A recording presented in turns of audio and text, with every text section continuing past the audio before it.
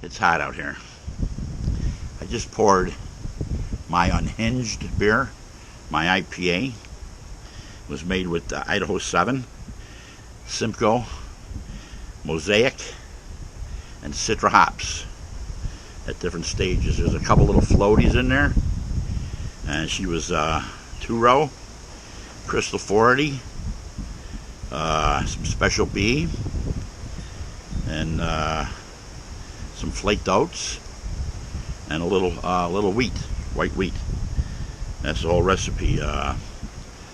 And a pack, 1 ounce of lime peel is in this one also. So she poured a 2-finger head, but she's fading. I'm pouring this out of a picnic tap right now. So I got 2 beers on tap. I only have 1 thing going. Real windy out here if you can hear me. Oh, the smell is fantastic. You got that standard IPA smell, if there's such a thing. Clean, crisp, floral. That's what I'll call it. Let's get a taste. Like I said, there's a little floaties floating around there. Not too bad for a home brew. Here we go.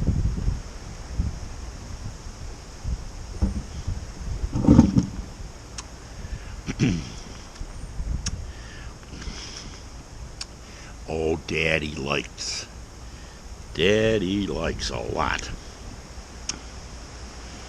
I wanted to get a taste on this. I brewed this June 1st. And here's July 2nd today. Actually the 3rd. She's been in the kegerator there sitting for 2 weeks. And it was almost 3 weeks in fermentation. Wow, crisp and clear. And the hops come through really nice. Great lacing. Got some great lacing on there. The head is fading away. The glass is clean. Got a big chill haze on it because of the cold temperature out here. It seems to be well carbonated. Oh yeah. Yep. I was trying to come up with a clone for Founders All Day IPA.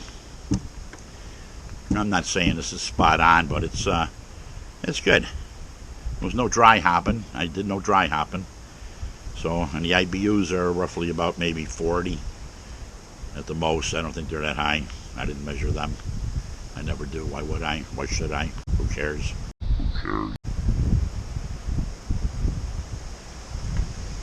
Wow. I think the wife is really going to like this one.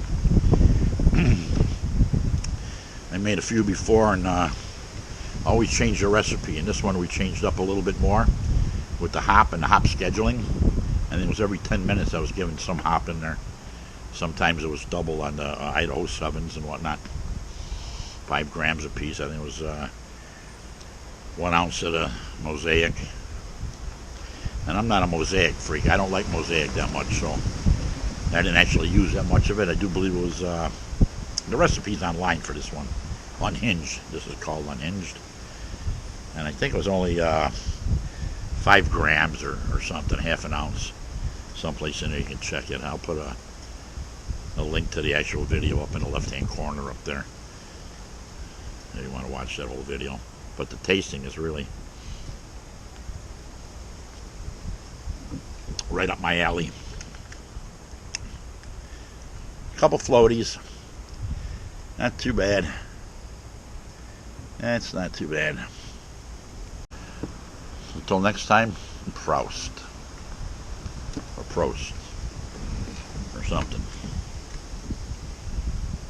So, until next time, stay thirsty, my friends. Today is going to be a meatloaf, bacon wrapped meatloaf, and 2 big potatoes on the big green egg. We just lit the fire, coming up the temperature. It'll smoke and cook here. At about 190 or 200 we'll cook it at today.